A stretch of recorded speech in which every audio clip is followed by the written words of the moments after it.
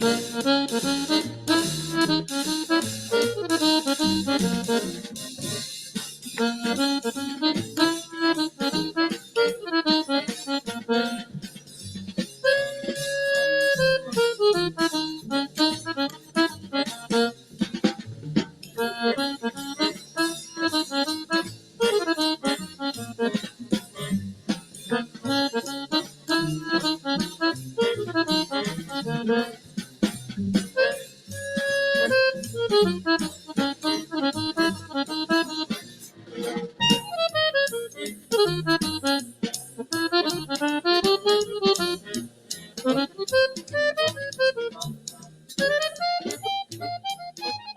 hello, everybody, and welcome back to another episode of the Snap No Tap podcast. I'm Tony Cecchine with, of course, the one and only Joe Cardinal, and no guests today, which is okay because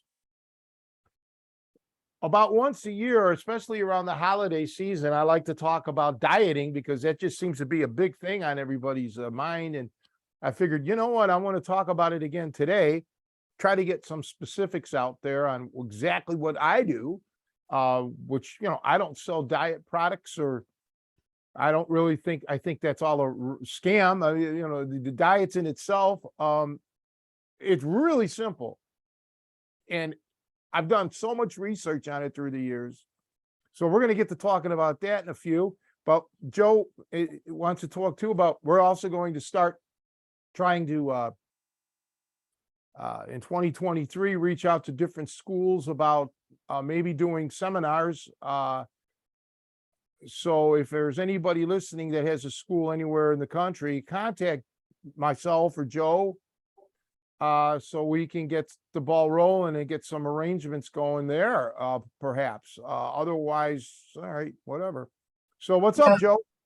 Well, exactly. We're looking to kind of schedule out the next year starting and plot it out. So the sooner you get a hold of us, you get basically the choice or spots, whatever works for you. Eventually, when we fill up the calendar, Tony can only do about one seminar a month, or so. I mean, we've got a couple local things going that we should plug, but that's different. This is kind of more, we can have Tony out to your school once for the year and kind of get a rotation going. So that's something new we're looking into for the calendar year. We're very excited about that. So definitely reach out to us on social media. You know how to do it, and we will get back to you right away. But also we should plug, like I was mentioning, this month, the 17th and 18th, you've got seminars coming up. One's at Bender's Martial Arts and Fitness on the 17th at 1:30 p.m. And then at 10 a.m. at DuPage Krav Maga, that is Sunday, the 18th. So those are going on. And of course, again, if you enjoy the podcast, I know we've got a lot of longtime listeners out there who've been enjoying the guests we've had and the topics that Tony's covered. Please consider joining our membership, our monthly membership, as a sign of thank you.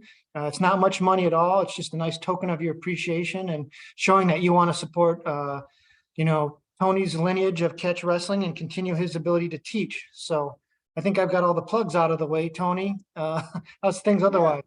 It's just been crazy with trying to get this medical test, as you know, with this MRI deal and, insurance denying. And then they're saying, okay, you're cleared to go. I show up at the hospital. Nope, you're still denied. I come back home. Well, wait a minute now. I think you're okay. So now I haven't had my tests. I've got to make phone calls tomorrow and see what that's all about. But nobody gives two shits about that. So let's talk about stuff that can help people out. And one of the biggest things that I mean, everybody, martial artists or not, it's diet. And, I can remember one time in 9th grade health class, my teacher mentioned, a diet doesn't mean necessarily that you're going to lose weight. A diet is, what is it that you eat? What is, you can have a diet to gain weight. So mostly people, of course, just want a diet to lose weight. And really, there's so much conflicting information out there. And honestly, it's always been common sense. Doctors have always known what to do. People have, for years, successfully lost weight and kept it off by two real simple principles. Eating less calories than you burn, or burning more calories than you eat, okay? Calorie restriction, and fasting, okay? Which is also in a way can be and should be a caloric reduction for you. And personally, and Joe knows, I'll do both at the same time. It's very difficult. And the intermittent fasting is a big thing now, but based on all the research, well, first of all, let's talk about that intermittent fasting. Most of the testing has been done in laboratory animals, mice specifically. There hasn't been an awful lot of testing on humans, but there's been enough to where there have been some determinations. Personally, I've tested these out over a course of time. And the intermittent fasting that you hear about on the internet is basically fasting for at least 12 hours from the last time you ate. Don't have any caloric intake. You can have water or black coffee or something, but no calories. Well, 12 hours just isn't enough. The science isn't backing it up that it's making a difference. So some people say 14 hours or 16 hours. As it comes to fruition now, it's looking at like the golden hour is 18 hours. An 18-hour intermittent fast will really change your metabolism and help you start to burn that body fat. 24 hours is the goal here. So when you get to, I saw a chart, as a matter of fact, so when you get between the 18 to 24-hour range is where it really starts to get, you're cooking with gas there. And then, of course, if you go beyond 24 hours even, you'll get more benefit. But now that's becoming a little too much for most folks. So I've had a lot of success with the 18. I've gone to 24 hours as well, but the 18-hour thing is really good. And the beautiful thing about that is if you can schedule this so you have that 6-hour window where you can eat, your sleeping periods help you burn off. That's part of the 18 hours. And unfortunately for me, I don't sleep long hours. I don't sleep much. So I have to be mentally strong to get through this. And that's where people fail. They just give in. They get weak. They get these food cravings, these hunger cravings. And if you can't control that, okay, you're going to have a problem. And I'm not going to sit here and say that I don't get hunger pains, but I drink water, or I'll have drink coffee, and try to stay busy, mentally, if not even physically. And guess what? The hours start to pass and then I can eat. And I also combine caloric restriction with this. So when I'm doing this, I'm only eating sometimes 300 calories a day, sometimes 600 calories a day, no more than 700 or 800. And that's all right to do when you're doing it on a short term. Okay. This isn't something that you would do forever. But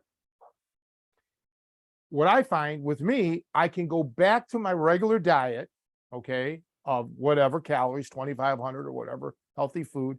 But if I feel the need, I can go back on this restricted intermittent fast and caloric restriction diet for a day or two, and I'll never gain any weight. I'll lose the weight again. So it really works for me. You have to have that willpower though. And you really need to plan everything out. So when you're on your fast and now you have your 6-hour window of eating, you already have that planned out. So you're not like eating ice cream and, chocolates and cake, and all of a sudden you're at 3,000 calories. That's not going to help you. So, I just bring this up for people, Joe, and I'm rambling a bit, but really that's about all there is to it. Now, again, you should get checked out. Make sure that you don't have any medical conditions that may prevent this. And there's nothing to say that you can't ease your way into this. Start with a 10-hour fast, then 12, and then 14, and then 16, and then 18. Work your way up to it if that's what you have to do. But my goodness, there's so many benefits. Your brain, it's like a reset button. At least it is for me. It promotes good gut health, and it's just something that you should stick with. And for many periods of my life, I would intermittent fast before it was even called that. It was just the way I was. I didn't eat breakfast, and I would get done with dinner at, let's say, 5 or 6 o'clock. Then I wouldn't eat something until 10 o'clock the next, or 11 or 12 the next day, lunch. So it's really interesting, and I've given this advice to several people through the years, and they've lost a tremendous amount of weight. And you can keep it off, but you've got to be strict. Just like lifting weights, you can get a beautiful body the minute, if you quit a year, 2 years later, look what happens. Yeah, well, this is really a vast topic, and there's a lot of approaches to it. I appreciate your point of saying build up to it a little bit if you've never done this before. And some people, just out of just what's going on in their life, they've done it accidentally. Like you said, they skip breakfast, and they go the whole, and it's not till the afternoon, they've gotten so busy that they haven't eaten. So maybe inadvertently they've done an intermittent fast of sorts. But I do agree, kind of, if you've not fasted before, especially if you're going for something like the 24, it might be hard right out of the gate to do it. To me, it's very much, and I don't know what your experience is, Tony, it's very much like an endurance event. Like, let's say you're going to build up to running 6 miles or something like that. You might be able to, some people have the ability to push them through that first time, but it's going to be really tough if you just go right out of the gate, and so I think physically and mentally, if you do go through like 2 or 3 iterations where you slowly increase the time, you start to learn that you can push your body, and your body starts to also, just kind of be like, oh, we're doing this again. We're shutting down. We're not eating. I get it. It becomes used to it. The other thing too is I would say be careful if you're going into fasting or something, even where you're restricting your calories or cleaning up your diet. If your body's had a lot of stimulants, whether that's, and I don't know if stimulant's the right term, obviously caffeine is one. If you're going to be cutting out caffeine, be very careful. But even if a big drop in sugar, see, I know you don't eat a lot of sugary stuff in general, Tony, but like that's probably one of my many flaws in my diet is I probably eat too much crap like that. And when I've gone on restrictions, even if it's not a fast, I would say by day 2, I can almost sense a migraine coming on, and I've sensed it when I have not, I guess when you kind of drop off the cliff of things like sugar that, speed you up, going without it can hit you kind of hard. And so I almost start to slowly clean up my diet before I take the big, because some people like binge before they're going to go on a thing. And I don't know, that can be risky too. It's not that you want to restrict, but I would say if you're thinking of going on a very strict diet, especially if you've been eating kind of crappy before, maybe make incremental improvements just to start to get your body ready for when you cut it off of things like, Yeah, you want to prepare for this. And if you've had a history of eating disorders, this could be a little dangerous, but no, you plan for it. You want to eat a lot of protein when you're eating in your eating window. You want to stay away from breads, although I did try my last diet last week with this Ezekiel 14-9 or 4-9 bread. Tastes good, very filling, 80 calories, no flour, made with wheat. So yeah, you want to plan it out. And Joe's, you're right. Even before you officially start your diet, you should start trying to cut out the crap in your, in your system. For me, I've done this for so many years. I can go immediately on a, at the drop of a hat, I could just say, okay, I'm going to diet, and like today, was another diet day, the last time it's 7 something now, 7:15. I ate at 3:15. I wasn't, for some reason or another, I didn't look at the clock properly. So I started my fasting for tomorrow earlier than I normally do. And I normally like to get done eating by 4:30. So I'm gonna, go cold turkey and fast tomorrow morning. I'll fast again. I'll diet again tomorrow, and then I might do it Tuesday, but I'll see what I weigh. I probably won't have to. So you're right, though. Everybody's a little bit different. Some people, let me change my microphone here. Some people have to wean themselves, into this.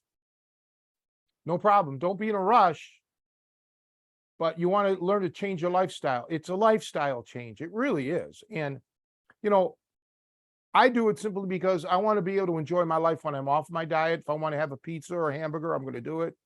But I know that I'm smart enough to know that I don't eat that stuff 7 days a week, 24 hours a day. I eat it now and then. And it's a treat. And it just seems to work for me. But I just want everybody to know that you really don't need to go like it, buy Jenny Craig or whatever. I mean, I'm not trying to ruin their business. If you want to eat their food, that's fine. I'm sure people lose weight on it, but just eat healthy. I eat a lot of, when I'm on my diet, I'll eat a lot of vegetables. Okay. Vegetables, like a vegetarian almost. And it just really, it works for me. And, I got enough still left in my freezer that I can do this for another couple days, with with no problem. But other than that, let's discuss something else. Bring up another subject here, Giuseppe. Okay, because I had some follow-up questions about Oh, go ahead, follow them up. I thought you were done questioning me or whatever. No. So like, let's take a given week. Yeah. Like, how many days of the week, does it vary how many days in the week you would do the intermittent fasting?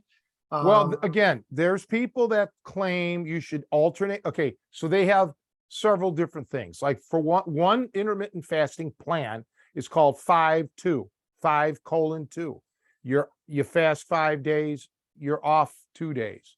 Or you could alternate it. You could, or you don't fast 5 days. You eat 5 days and you fast 2 days. Some people say don't do it back-to-back days, like fast on a Monday and a Thursday.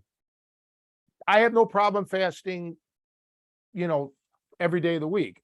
It works for me. Intermittent fasting, you mean like? Intermittent fasting and the caloric restriction. Now, I will admit this, and it kind of sounds grotesque, but after a while, you'll start to get a little constipated because, especially when you combine this with caloric restriction, like I do, you don't have a lot of calories coming in. My energy levels are always fine because I'm getting all the crap out of my system and I'm drinking a lot of fluids. I drink. So all the water weight that you retain, you're going to lose that. And believe me, that's a lot of weight, for most people. So, I would try, if you can, to go with the 5 days of eating and 2 days of fasting. Maybe fast on a Monday and a Thursday, or Monday and a Friday, or whatever. Work your way into it until you can start going alternate days. Maybe fast on Monday, eat Tuesday, fast Wednesday, eat Thursday, fast Friday, and then maybe eat Saturday and Sunday. Okay. But when you have those eating days, it's not a license to steal. Okay. You can't go nuts and eat all the junk food again. Okay. That's not the point.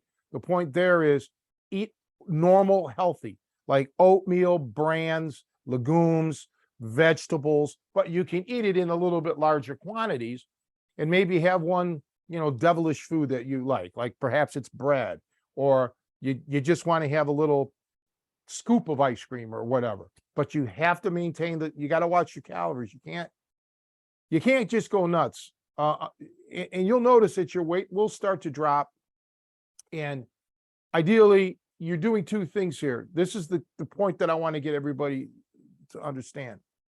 You're not losing weight alone. You're training your mind and your body to change your whole lifestyle.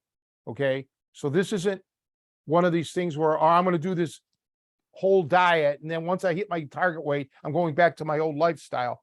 You'll gain it all back. And it isn't because the diet didn't work. It's because the diet helped you lose the weight, but it failed because it didn't change your lifestyle. So it has to, you have to do it so intently and be so satisfied with the results that it'll make you want to continue to do this. And anytime you see yourself creeping up 5-6 pounds or whatever, go back on it. Just go back on it then, as opposed to waiting until, something worse happens. So, and stay out of processed foods, stay away from a lot of that stuff. It's just not healthy. It's okay in a pinch, if you have to have a frozen meal or a can of, soup or something, but, eat right. Healthy foods, tuna fish, seafood, squid. One of the days I made some, calamari up, just not fried, but just, grilled. So, and man, it'll work, Joe. But take some of Joe's advice too, and work yourself into this little by little. Do you have any other questions? Or just, yeah, so I know everybody's different, so you can't answer generically because everybody's body's different, but let's just talk about yourself. So if you're on like a 5-2 kind of week, like you described, how much weight can you expect to change or drop? I will give you an honest answer, but people have to, my body's used to this. I can easily lose 13, 14 pounds in just a few days. Yeah, that's absolutely nothing.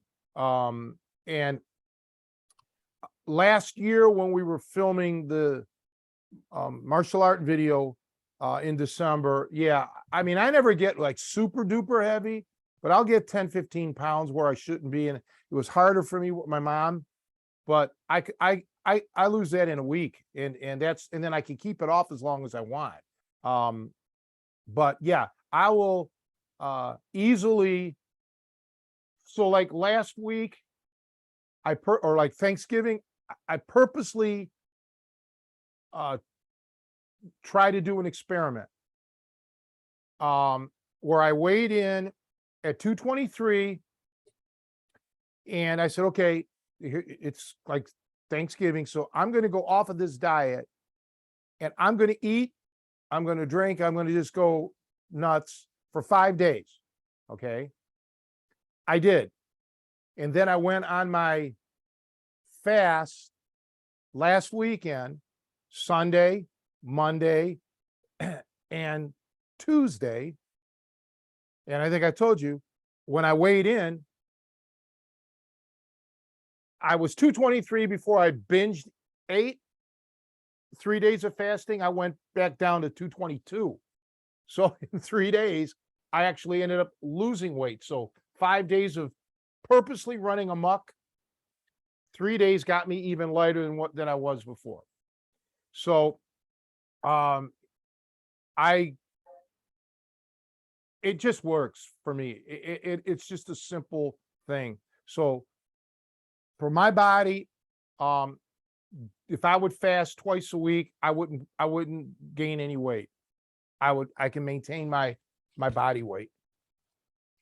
So the 5-2 is kind of a maintenance mode for you. Yeah, but I've gone through a lot of periods. I've been dieting and experimenting with diets for 15, 20 years, whatever. But I've always been consistent in my weight. When I filmed The Lost Art of Hooking, I was 225.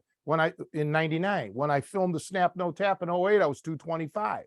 Okay. Last year, I decided when we filmed this video in 2021, I'll be under that. And I came in at like 219. Okay. So it depends on what body weight I want to carry. For me, 220 is between 215, 220 is where I feel the best. People tell me I don't look so good when I get under like 218 because I start to look too thin. I'm strongest at 225. That's why I always like to keep that weight at 225. But so I want to keep a window, let's say 218 to 228, that little 10-pound window, because remember, all of us fluctuate. My body retains water. Okay. So I tend to have water weight. I bloat from water weight. So if I drink, and I didn't drink a lot today, but if I drink a bunch of fluids for 2-3 days, I'll lose that water weight. Because what it does is you urinate so much, but your body holds on to water. It's a life support system. When it doesn't sense that you're getting enough water, it's going to retain everything you have, cellularly and everywhere else. So when you start flushing your system with water, it starts to say, oh, well, I got an abundant supply of water. Let's get rid of it. No need to hold on to it any longer. So yeah, but I'm one of the lucky ones that my actual body weight has never gotten crazy out of hand. Some people it does, and it obviously will take them much longer to do this. And there'll be a point where your body will stop losing weight. And then, okay, go off the diet for a while, because your body adapts. Just like weightlifting, you got to change your routine around. So your body adapts. Like I just mentioned, I went off the diet 5 days. I kind of binged purposely. I didn't even want to. I was just doing this to experiment again. And 3 days, and I lost actually more weight. So not only did I lose the weight that I binged, I lost an extra pound. So Yeah, I was gonna say, it's interesting you mentioned that, because I was thinking about the 5-2 plan, and it's very similar to a concept I heard called calorie bouncing. I don't know if you've heard that term, but it's just the kind of the idea of, I think kind of what you're saying is that, like, let's say you go on I don't know, however long your diet is, a 30-day diet where you're just restricting your calories kind of generally. To your point about the adaptation, is that eventually your metabolism slows to conserve. So when your metabolism is at when it's getting everything it wants, it's racing and it's burning this fuel. But at certain points, my understanding is that the body starts to say, whoa, we can't burn like we used to. And things start to slow down, even at a cellular level, I guess. And so what would normally you'd lose weight, and basically the thing is, so occasionally you have to give it that spike of calories to keep the metabolism at its normal rate. So it's, if you just kind of kept a decreased, you'll kind of see like a plateau of what you can. It's not that you won't keep losing weight, but it'll slow down, which can be yeah. very frustrating. So you have cheat days, as we call it, where you can cheat. It's a beneficial thing, I think. Yeah, That's it can be, but again, you have to be very careful what you say, because when you say cheat days, and that's what it's called, but people think, okay, now I can go nuts. I'll drink 2 cases of beer and I'll eat, 5 pizzas. Right. And shit. You can't do that. Okay. You can go a little over your caloric. You can get 3,000-4,000 calories, maybe max, depending on your body size. Again, we're not talking about 100, if your regular calorie intake is 3,500 calories, yeah, you can exceed that on your cheat day, but don't double it and triple it. Maybe go up to 4,000 or something. But yeah, you want to trick your body. But I'm going to tell you, you start to feel better. You start to realize that your mind, your subconscious tends to control you on your daily basis, and you don't probably even really realize it. And during these fasts, you're switching that around. You are really truly controlling the inner you. Okay, your urges, your desires, you're really in control, okay, of yourself. That's how you have to look at it. And I've pushed myself by trying to do some of this stuff for like extreme lengths of time, just for the power of the mind. Okay. And I don't make it easy on myself. So for example, I have a roommate and he likes sweets. So they're out here, they're sitting on a kitchen counter. I don't have him keeping them in his room because I need to control. I like sweets, don't get me wrong, but I want to be able to walk past those sweets and say, no, I'm not going to eat it. I'm not going to have it. You know, and that is a joy to be able to have that kind of control over your body or over your mind. And then it comes to the point where you just don't even desire it anymore. So some of this came back, not so much regarding the diet, but with Rodvan's training about the power of the mind to block out the pain or to focus and to, you know, do things that you wouldn't think you would do, you know, and you probably couldn't do it unless you knew how to control your mind. It is a form, I guess you would say, of almost like a self-hypnosis. But when I read about these diets, the biggest thing that all these writers and dietitians and stuff write, and they don't come right out and say it, but what it is we we can't make it too tough because it's not that it wouldn't be healthy. The people are too weak-minded. They'll fall off the diet. They'll fall off of it. Okay. And that's why some seriously ill people end up hospitalized where they have no choice. Okay. They're being fed. They don't have access to food. They're bedridden, and then they can have a dietary success. There was one gentleman, I think in his 60s or 70s, he did this.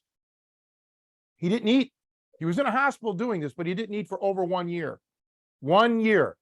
He would have water and they would give him some supplement like vitamins and whatever, but the man did not eat solid food at all. And then one day, they said the last 11 days was getting real hard because he was near his goal. He was, I believe, over 500 pounds, and he wanted to get down to 180. And that last 11 days, he was approaching it. And the day he hit 180, he ate. And he's passed away now, but for many years later, they said he kept his weight off. This is a man who had the power of the mind. He just was able to. Now I don't advise people to do that, you know, to go without any food, but he did it under a hospital setting. I believe this happened in England. I forgot now because my memory doesn't work too well, but unbelievable what your mind can do. There's limits, don't get me wrong, but you'd be surprised what you have lurking inside of you if you would only control it and then, you know, let it happen.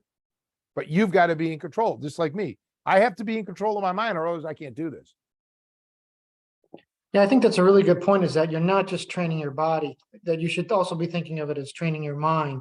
And I know a lot of religions have periods of fasting for that probably very reason. I mean, whether it's spiritual or mental, but I think there's obviously overlap, you know, just the ability to practice self-denial, you know, and obviously you know, if you're an athlete or a martial artist, there's a direct relationship to what we do. A lot of what we do is very hard and it's not easy. And you definitely want to try and develop that inner strength. So it's kind of a two for the price of one, if you will, that you're working two aspects of your life, or whatever, self-improvement. So yeah, it does come up. Now, I was going to ask you, for those who are working out throughout the week, would you try to do your fast days on your recovery days or on your workout days? What do you think about that? Well, I used to lift. And when I was lifting, when I would do my dieting, I would always tape measure my arms to make sure I wasn't losing any muscle mass. But I was drinking a lot of protein supplements or protein drinks 3 times, 4 times a day, and tuna fish. So I was getting my calories predominantly protein. I had enough energy to get through my workouts. If you're going to do this when you're intermittent fasting, I got to say that some people are just different. I'm one of these guys that I have all the energy when I wake up in the morning. Okay. So I can get, working out will not affect me with this fast. It never does, but that's me. Some people just aren't morning people. So you've got to experiment with this and see, how can I get through this 18-hour period with no food? How can I do it? Okay. How can I work it into my schedule? So I can't give an answer for everyone. We're all individuals, but it can be done. I'm just one of those guys that, I go with little sleep and I have energy in the morning, but believe me, when I'm tired, I crash. But I never had a problem with doing all my workouts. Now, granted, I wasn't this is not when I was, repping with 400 on the bench and shit, that I wouldn't diet then. Okay. I would take a break from lifting, get down to my weight if I was overweight, and then get back to eating properly and, working out like a fiend, because the calories are going to get burned there. I can eat more because the calories are going to burn, okay, from my workouts.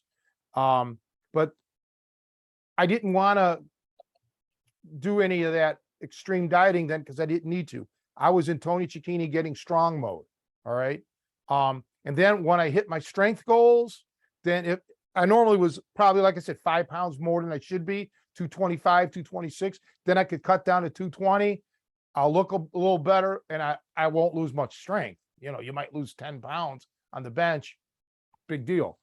So that's how I did it. But now, since I'm not lifting, I have all the energy I want when I'm on this fast. I don't ever feel lethargic. I feel better. I actually feel more energized. It's strange, but it's true, because I'm clearing out the toxins. Kind of on a related note, but I don't know if you have dietary recommendations. This is something I struggled with. But if I know I'm going to have a hard workout, like let's say I'm going to go live, I know I'm going to a gym workout where I'm going to be going live, even if it's not for a long time, but whatever it is, it's going to be, some intense time in the gym. Finding that sweet spot of how much to eat beforehand, because I've definitely had it where I haven't eaten much and I kind of crash because I don't have the blood sugar, where in a sense, I feel that I perform much worse. And then I've also had it where I've eaten too much and I can actually feel myself burping up, like I can taste the food, like, oh shit, I overdid it. And so I've always tried to find some mid-size, or like I need to have a meal, but I don't want to have too big of a meal. And that's always been a very mystical science for me, is what to eat pre-hard work. Or let's say someone's a competitor, what do you eat before the big thing? Well, it's you really need to carb load if you're going to go through all that, because you need that energy is what you need. Okay. You're not going to gain any more strength, for that workout if you ate nothing but protein. It takes you much longer to develop that strength. It is a rare commodity. But you need to carb load, and that's okay, because you're going to be burning a lot of those calories that you're gaining from the carbohydrates in your workout, because it's going to be an intense workout. You also make sure that you're overhydrated. Okay. So like if you've been drinking a lot of water, that's good. Because you don't want to end up dehydrated. Okay. So you want to stay hydrated, carb load. And then after your workout, you should probably have a recovery. And that's, some either a recovery meal or whatever your body's, accustomed to, but, come back to normal now, and load up again a little bit on protein. It is a science, and it's a science that we're getting better at. Not necessarily even dietitians, but sports performance doctors, and some people just react differently. Some people need something different. What is it that they're working out? What are they doing? I know that Michael Phelps would eat something like 10,000 calories a day when he was swimming. I think But it was again, just from the pot, but huh? I think it was just from his pot smoking, but Well, the munchies. Yeah. Well, no, but I mean, it was because his workouts were so intense and so, elaborate. So for him, he had the team that knew what he needed to do. Everyone is a little bit different. I never took any of that super seriously, because, I got as strong as I think I could. My, my bones were breaking because I was lifting so much weight naturally, drug free, that, I was starting to get these injuries, spiral fractures and shit because, Stress structurally, fractures, huh? like stress fractures. Yeah, yeah, I fractured this and all that. The bottom line is I got as strong as I needed to be.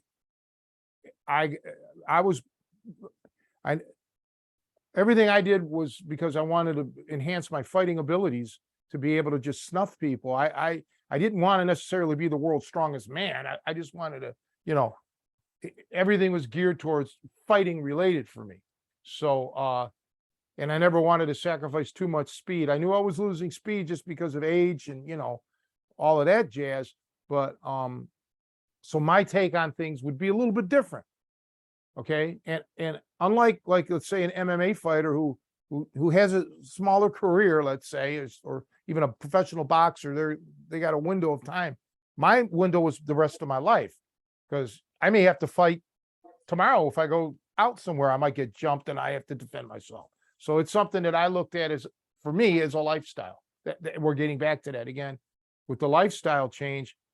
And that's why right now I'm not lifting, but the one thing I am in control of is my body weight. And that's why once I go back to the gym, I won't have to worry about losing. Like most people go to the gym to lose weight. I don't have to worry about that. Okay. I'm going to be exactly right, basically where I need to be. So everyone's got to find their thing.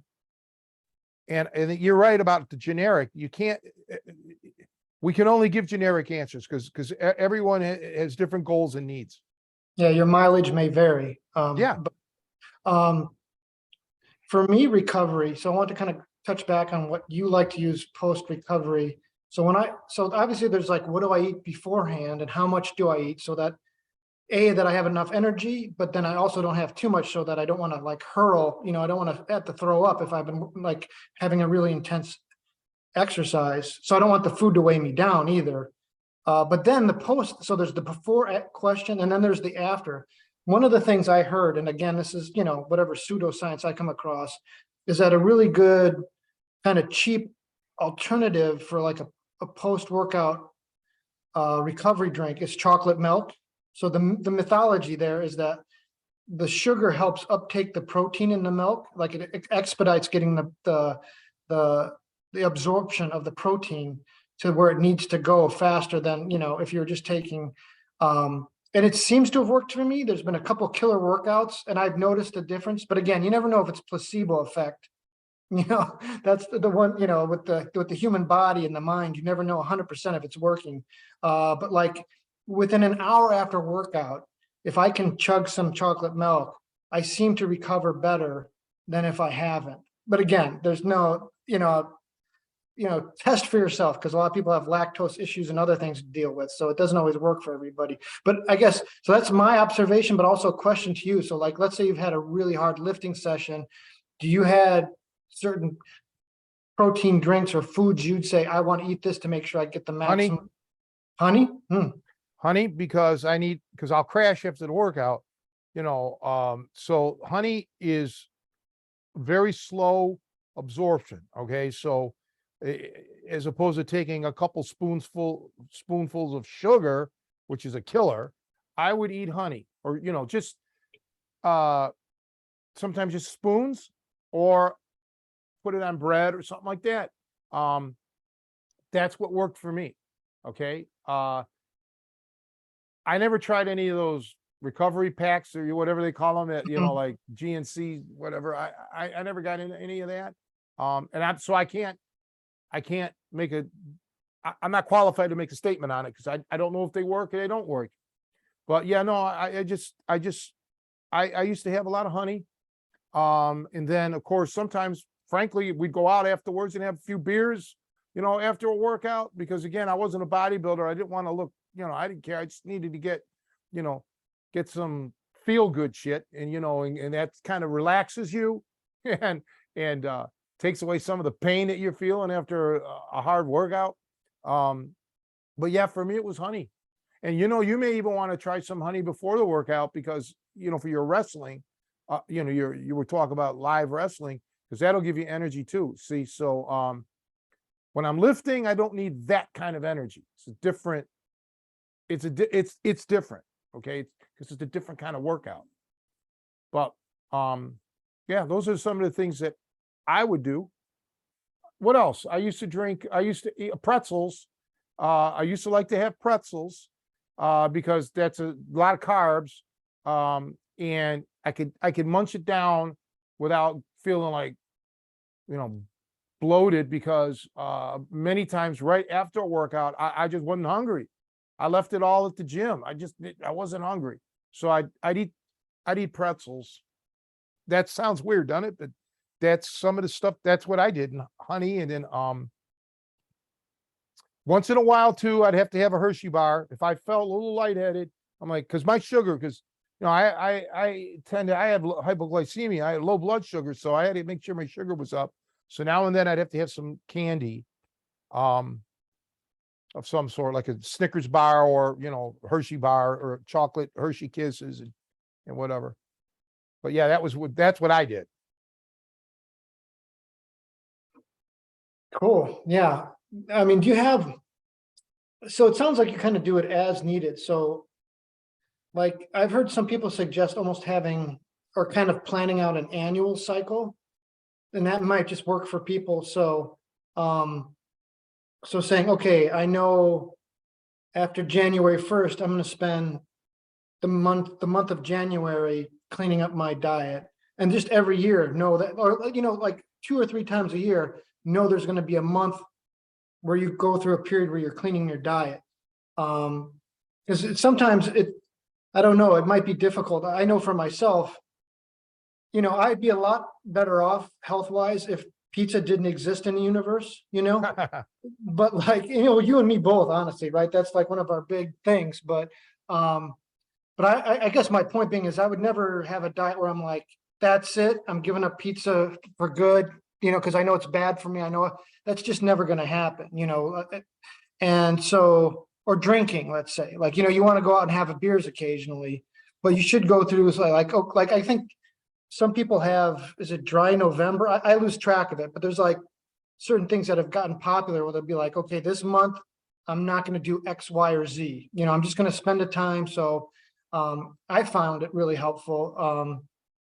And I've actually used, you're the Catholic in the podcast, but I've used Lent is actually a really good annual time to clean your diet, because the other thing, and you're pretty isolated up there, in the sticks, but like if you're out and about or have like if you go into work, there's a lot of social pressure too that you have to deal with. So it's not only your like mental, like your body, you're fighting your body, telling it that you can't eat certain things, and the cravings and the hunger pains and whatnot. But then you have people who socially will pressure you. I don't know if you've run into this too, where it's like, oh, come on, have a drink, or, whatever. I baked this thing, you should eat it.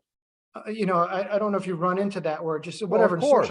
Right. It's just part of human interaction, and which is, so it's like insult to injury, because now I have to like explain to this person that, and they always, oh, just take a little bit, that's always, or whatever. They try and negotiate with you. But I found that Lent shuts people the fuck up. For whatever reason, they respect that, like, because it's a religious thing. Oh, sorry, I can't, it's Lent. They'll back off, at least in my experience, where it's like, I've given it up for Lent, I can't do it. And it takes some of that social pressure off. So you can kind of leverage that, even though you're not, like I said, I'm not Catholic, but if I tell people, hey, I'm not drinking for Lent, they will back off, or whatever happens to be. I think it's also good for me mentally, is that I know, okay, Lent is 40 days or whatever it is. And I just be like, I'm absolutely not having pizza for Lent or whatever it is. And I can just tell people, and I'll just tell myself, I can order pizza and it's just going to be whatever. I got 25 days left. In 25 days, I'm going to go to Pequod's. I'm going to have my deep dish, but right now I'm not having it. And having that, it's not as severe as, like the intermittent fasting, or some of your really extreme, caloric restrictions. But even that, like, and like I said, so the improvement isn't as intense, but I've found that like if I just take out, I mean, everybody has their temptation. Not everybody has the same thing. I have, there's certain things that I just know they're the things that are keeping weight on my body. Yeah, pizza, I've mentioned. Drinking, I don't drink a lot, but I drink enough that it affects, like like maybe once a week I'll hang out with the guys. That's enough. One day of, going out to hang out with the guys is enough to blow a week of clean diet, 2, 3, 4 beers, that's enough to put the weight back for me. Or yeah, like junk food, candy or whatever, like you with the Hershey bars. I love that shit, man. Like I love chocolate, I Me can't get too. enough of it. And yeah, I would be like a really bad addict. I can tell because like just the stuff like that I love, I could binge. So like if I say for Lent, I'm just not touching it, and having the power over that to say no, it definitely has less of a hold on me later. So those are some things I've found helpful. And so I guess my point is I have an annual cycle, and one of those is Lent, where I'm gonna be clean for those 40 days and just tell people to back off. And you can do it politely, but with that religious thing, I think people tend to respect that. So at least the social pressure isn't there. And so I'll tell you this, like some stuff, I think you're like me, where I'm big on French fries. Like I love French fries like that. I could eat them every day of my life. Absolutely, man. Like to me, like the perfect meal is pizza with French fry. I mean, like that's the 1-2 combination. But it was a joke, but like I would almost have it every day at lunch at work, like wherever I'd go, it'd be like this plus fries, this plus fries. And that was fine when I was in my 20s, and an athlete and whatever, I could eat her. But that is something that I've almost permanently gotten rid of. Now, it doesn't mean I don't love them, but they don't have the hold on like I used to. And part of it was because it was one of those things that I would give up for Lent. I was like, I know this is screwing my diet. I'm not going to eat it, and the craving, it's not been the same as I've gotten older. I would say that I used to always really miss, if I'd walk into a place and I'd smell fries or whatever, it's like, it really like, oh man, I got to get those. But now I don't. And it just, yeah, it's really, I've really reprogrammed my brain with that particular food. Now I haven't done it with other things, but it's interesting to see that when you do set a period of time where you're like, I'm not going to do X, Y, or Z. And for me, I ultimately had to do like multiple things at the same time. Otherwise I would just shift. Like, let's say I didn't have French fries. Well, I just double up on the pizza. That's no good. Then I'm not getting any gain out of it. So I'd say, well, like these are my top 3 or 4 things that fuck up my diet. But, like even if I binge on the week, let's say I don't do them during the week, but I do them on the weekend, that's enough to screw up my diet. I can lose a few pounds from eating clean during the week, but then I just throw it away on the cheat day. That's no good. So for me, that's why I like having a longer period of time, not indefinitely, but saying, okay, a month or 40 days or whatever it is, I'm not going to do these 3 or 4 things. That sometimes can be enough if you can stick with it, that you can see results in time. It's not as rapid as, like I said, dropping off, but it's just another approach. So if maybe you've got a competition coming up in 90 days, you can start with that kind of thing early. And I'm sure if you're a competitive athlete, you already know how to restrict, and that's part of your routine. But if it's your first time doing it, but those are just some things that have worked for me. And again, yeah, I think for me, there's an up and down cycle. I mean, it's not huge. Like I said, I'm varying 10 pounds one way or the other, but it's something I monitor. And if it gets too big, that's something I try to do. So anyways, I don't know if I had a question in there or just more observations. No, you're right. I mean, I don't do the Lent thing like that, but I have, but like I sort of did it last year with the video shoot. I got to go to the gym and I'm going to cut him. I said, I'm coming in at under 225. Or I said, no, I said I was coming in at under 220. And I did. So I got down to like 216. And then the couple days before the shoot, I started to come back to a normal thing. And literally the day before the video shoot, I weighed at 218 and I dieted again that day, but I must have retained water because I woke up the day of the video shoot at 219. So, but still I made my goal of coming in under 220, no problem. But I just wanted to make sure I had enough energy, for the video shoot, but yeah, no, so yeah, no, you're 100% right about that. Like now, I'm just going to maintain my weight till the end of the year. I'll come in, you know, July or January 1st, I'll come in at 220. You know, that's a given. That's going to happen. I mean, unless I'm dead, then I'll come in on a lot less than 220. Yeah, you'll keep Um, losing weight at that point. yeah, but you know what? The thing is, everyone has to have their own little trigger, right? Their little inspiration, and there is no carte blanche answer. There isn't. Like, what movie inspires you, or what book inspires you, or what music inspires you? We're individuals. We're all different. But I think the biggest thing that I want people to know is that we all go through this. Okay. Um, I don't know of anybody. I mean, there are people, I have met people that just are thin. They're super thin and always have been. Doesn't mean they're healthy, but they're thin. Mm. But, for most of us, we're artificial. What I mean by that is, I got the shape that I got artificially by lifting weights, by exercising, okay? Not by just doing no activities, but I worked extraordinarily hard to get strong back in the day. And it wasn't a natural thing. Okay, like Rod Von, even though he worked out, he was naturally a freak of strength. I wasn't like that. Maybe I was fast. I mean, I wasn't like a freakishly fast, but no, everything, and most athletes, most of us, we're artificial. You think football players look like that? The NFL? No, it's artificial. They lifted weights or whatever and ate whatever and did whatever. And so, your life, you have to know when to turn that switch off. That's why I like a lot of NFL linemen end up losing a whole bunch of weight after their football career. They cut down to 200, so they're going to live a healthier life. So that's the thing that I always remind myself of. Everything that I am, I created this. So if I were 350 pounds fat, I created that. Okay. That shouldn't have been me. Okay.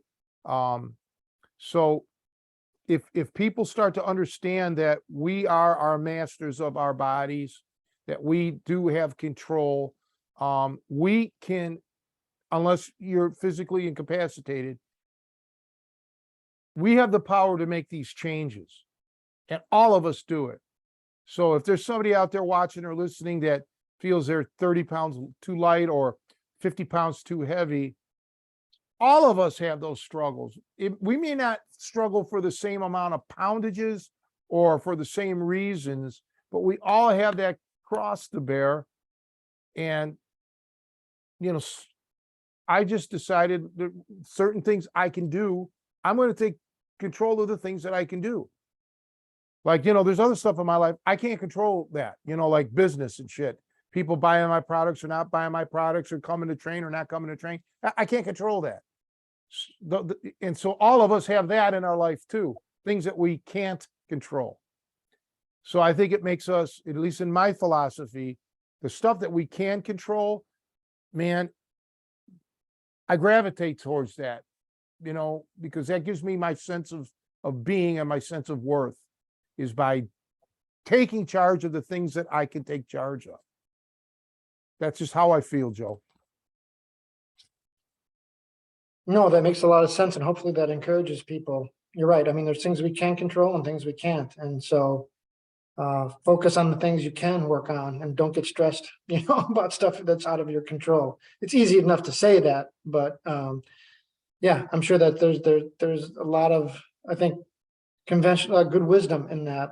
And well, I mean, you have to analyze the stuff that's out of your control. You got to come to the realization that it is out of your control. Okay. And that takes deep, analysis, but you can only do so much. And then when you stop, I mean, when you've done all you can, then you just got to yeah, you have to try to compartmentalize it. Don't completely ignore it.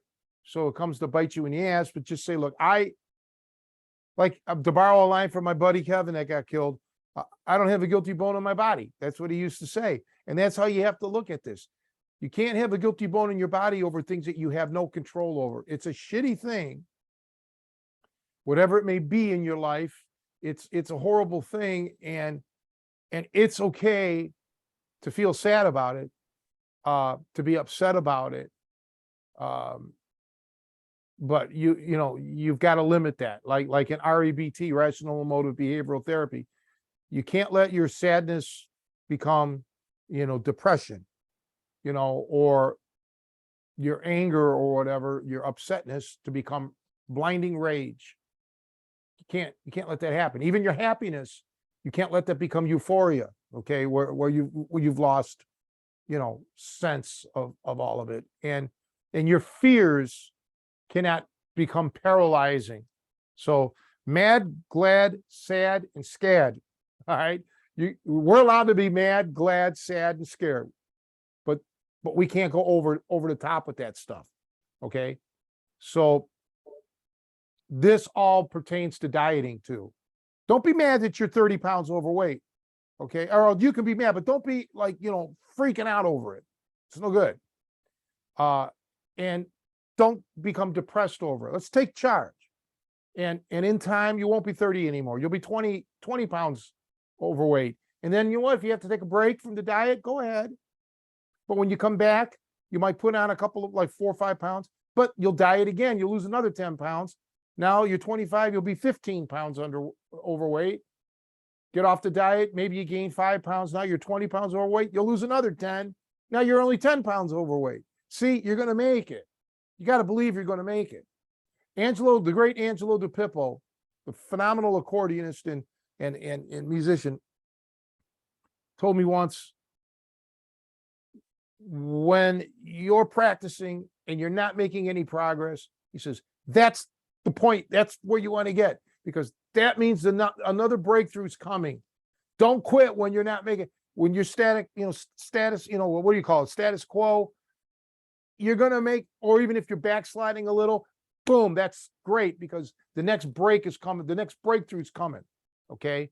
And this is a guy who had more technique than anybody I ever heard on accordion and shit. He was just phenomenal. Even Corey Pisaturo, our previous guest, said the same thing. And that's how I see things, like with dieting or with training or with, stuff. It's always been a good philosophy for me to live by. And for the last 30 years of my life, when Angelo told me that about 30 years ago, because nobody had ever mentioned that to me before until then, I took that to heart, and it's gotten me through some hard times. So yeah, that's just another piece of advice I'll pass along from Angelo DiPippo, who was in The Godfather, the movie, played the accordion. Was it at the wedding? In the wedding scene. Yes, that was Angelo.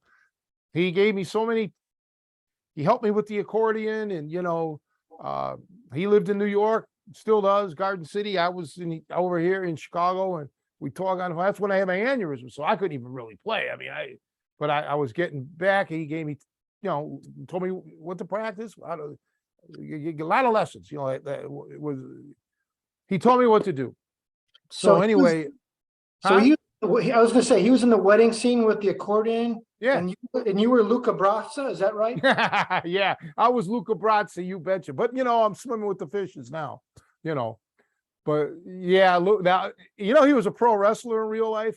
Oh, no, not a real wrestler, but they claimed that he was a real mobster. But he was in another movie, Lenny Montana, where he actually like was boxing, and I'm thinking, okay, I saw it. I don't remember the name of the movie. He was not a fighter. This guy was big and large in real life, but he didn't even know how to throw a punch. He'd have gotten slaughtered. But back then, he was intimidating looking, and he may have been working in organized crime. I don't know, but he wasn't going to go up to people that he'd probably go up to whatever. I don't want to get into an organized crime thing, but let's just put it this way. Yes, he was a pro wrestler. Lenny the Bull Montana. But that wasn't his real name, but that was the name that he went by, his stage name. Interesting. Well, I think, we covered a lot of stuff here. I don't know. Do you have any other dietary tips or topics before we Well, wrap I things just up? want to close by saying everybody should go get checked by a doctor. Just don't go to my doctors and don't have Blue Cross because they'll deny you. But yeah, just get checked out if you have any health conditions and so on. But we just start slow by, like you said, eliminating bad habits, soda pop or whatever, cookies at night, and maybe find a substitute like little vegetables, like corn, carrots or something, celery, whatever. But yeah, I think it's important that we all try to take care of ourselves without missing out on the bigger picture, because you are mentioning pizza. My thing is pizza and bread. I love it. Nobody can prove how many years it's going to take off of my life. Okay. Unless I get a second chance, unless I die and come back and do it all over again without pizza. There's certain things in life I'm just not going to give up. Okay. I mean, I can eat pizza. I can have bread. I'll make up for it on other days, but yeah, I'm not going to deprive myself of those things. You know that? I mean, shit, it's not going to happen. No, I 100% agree with you on the pizza there. There's several things, dietary and otherwise, that I'm not giving up. So, but yeah, pizza's up there. So Well, that's the only time I drink pop anymore. I'll drink. I love RC, but most places don't have it. But I'll have Coke or Pepsi with my pizza. I have to have that. I got to have cola with my pizza. See, now we're going to go off on a pop tangent. They have RC in Cleveland. Yeah, they probably have it out here, but restaurants don't normally sell it anymore. But 'Cause I like RC and ginger ale. Interesting, because I thought RC was a Chicago thing, like the company no. was. No. Oh no, Royal Crown Cola is all over. It was all over the world. That's what. Oh no, that's not a Chicago thing. Or at least the factory or something. I don't know. I'll have to Google Well, it. maybe there was a factory out here. I don't know. Yeah. But yeah, like I don't even know if they had it on the West Coast. But it is interesting. I've had cold pop from a lot of different cultures and places. I love that. That's up there too. Like I said, the fries, the pizza, pop was another one that would I had to get out, and I largely do not drink anymore. So that was another big mess up on my diet. So, but what can you do? So, but yeah, occasionally I'll still indulge. So. Yeah, I still had. Well, I used to buy pop. My mom was hooked on Pepsi, but I had some ginger ale from when I was sick. I still have that in there. But I love ginger ale. I mean, that would be my. I don't really drink it, but that's actually I remember getting ginger ale given to me when I was in a hospital. So I'll never, on more than one occasion. So there must be something to that.